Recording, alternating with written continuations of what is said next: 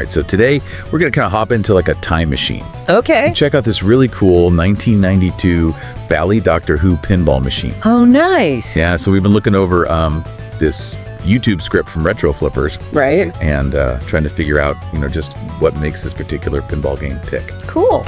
So, I guess like our main mission today is to understand why this pinball machine is still so popular with fans even today, and how it really like captures the essence of Doctor Who. Yeah, for sure. And one of the most fascinating things to me right off the bat is the timing of it, Oh, really? This machine came out in the early 90s, which was like a golden age for Bally Williams pinball. Okay. They were really innovating and pushing the boundaries of pinball design. Right. And what's interesting is that the Doctor Who TV series was actually on hiatus at that time. Oh, wow. So this pinball machine, in a way, kind of kept the spirit of the show alive for all those dedicated fans. Yeah, totally. And from what I can tell, the designers, Bill Pfutzenreuter and Barry Oursler, they didn't just treat this like a simple licensing deal. Right. It really feels like they poured a ton of love and respect for the classic Doctor Who into this machine. Right. They brought together all the first 7 Doctors. Yeah. Of course, you can't forget the iconic Daleks. Oh, yeah, the Daleks, for sure. Which is like a staple of Doctor Who. Yeah, exactly. And I think that's a big part of why this machine still resonates with people today.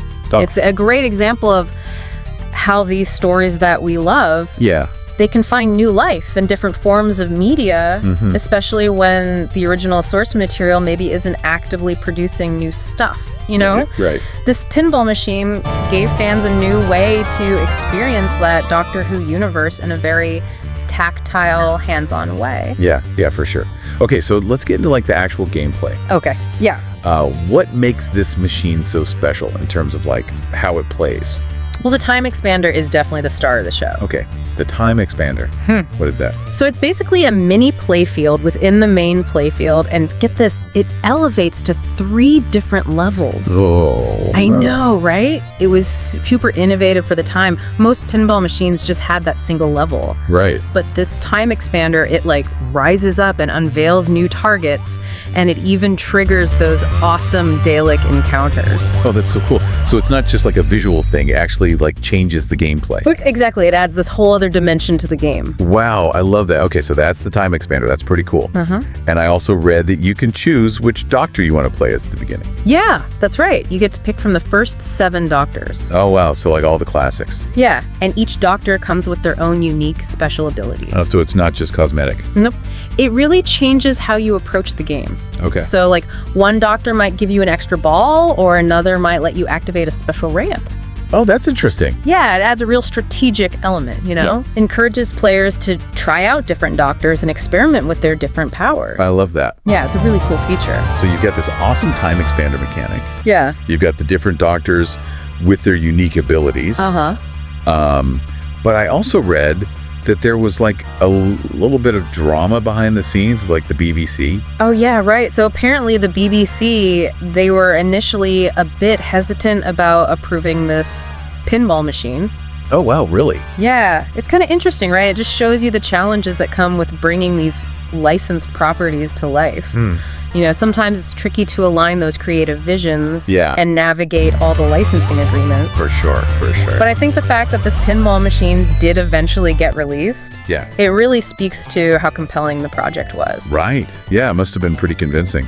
Yeah, and to really immerse the players in the Doctor Who world, they actually incorporated real sounds from the TV show into the pinball machine. Yeah, the voice system is awesome. It's got all these original audio clips from the Doctor Who series. Wow. So when you're playing, you're hearing those familiar voices and sound effects. That's really cool. Yeah, it's like a little time capsule, you know? Yeah, okay. So they had a little trouble getting it approved, but they pulled it off. Yeah. Incorporated all these cool sounds. Yeah.